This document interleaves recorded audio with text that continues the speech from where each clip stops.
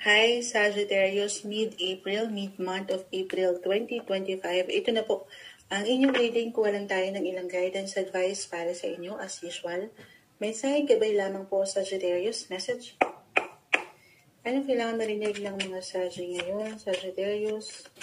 Huwag straightforward guidance advice. May umangat na dito, sandali. The Ace of Cups. Alam ko, hindi napapakita. Knight of Pentacles reverse. Alam niyo na yan, live na live natin binabasahan ang bawat reading. Seven of Pentacles reverse. Ayun na, kumpol na sila. Hindi natin pipigilan to. The Eight of Pentacles, the Wheel of Fortune, the Strength card reverse. 7 and 7. Ayusin po natin. Ace of Cups, Knight of Pentacles, 7. Tapos tabi-tabi natin 7. Tatlo palang 7, 7 to. 7 of Pentacles, 7 of Wands, reverse, 7 of Swords, the Strength card, reverse, the Wheel of Fortune, and the 8 of Pentacles. Okay, so, Sagittarius. Ano na to? Moonchild. Maangat yung pagiging practical, mid-April, mid-month. For some of you, just only take what resonate po sa ilang messages na pwede ko mabitawan ngayon. Meron ba kayong ilang concern ngayon about your money or career? Dalawa lang naman din ito. Siyempre, yung pera ay magmumula sa yung kinikita. The Eight of Pentacles po. 7 and 8 of Pentacles. Kita mo siya, nagtatrabaho. Career sector po ito. Okay.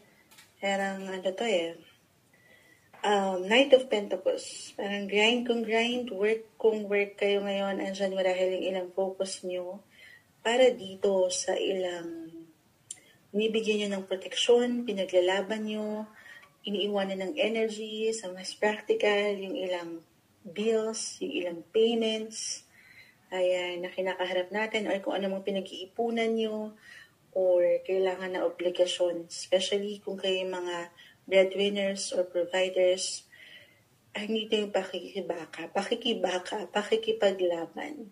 At marahil for some parang, sandali, parang gaano man kalaki okay, or kasi sa realidad magkakaibang bawat isa gaano man kabongga, kalaki, kaliit, pero I feel na merong, in a way, okay, ay parang makakaramdam kayo na sandali, parang ang daming ganap ngayon. May ilang gastusin na very normal naman. But at the same time, parang feeling nyo kinakailangan na magsipag palalo para sa ilang obligations na ito. Okay? Or sa mas practical nga, maaaring meron kayong Ace of Cups, the Strength card reverse. Okay. Kumbaga, hindi sa babaliwalain ang ilang ganap sa paligid, sa ilang social connection nyo. Travel, number 1, syempre, dahil kayo mga travel sign.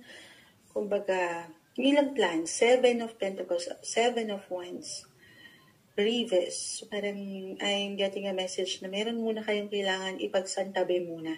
Hindi sa babaliwalain, okay? Pero ipagsasantabi nyo lang muna para dito sa mas practical na approach. Kumbaga, meron lang kayong unahin na mas importante ngayon. Baka yun yung pinaka-advice, okay? At unahin muna yung ilang, alam niyo yun, kumbaga, ano tawag dito? Anong oras na kasi tumitilaok ng mga manok. Ayan, late na yung ating mid-month. Time check, 5:33 na po ng umaga. Ang date ngayon ay April 16.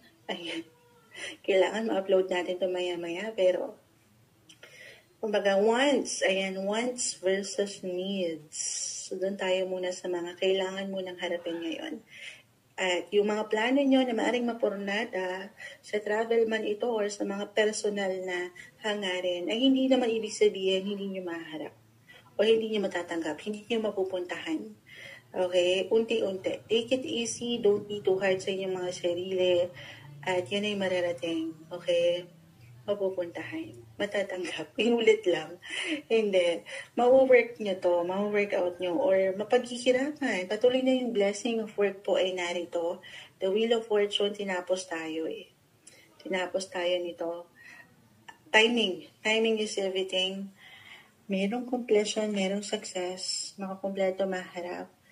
Ayan, basta't ngayon, kung ano muna yung kailangan ng inyong enerhiya, the strength card reverse, doon muna tayo.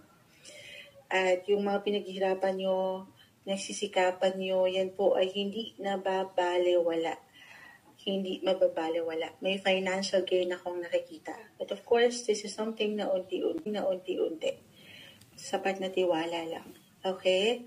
At merong magandang balita, resulta na papaangatin o mapapaangat ng inyo rin mga enerhiya.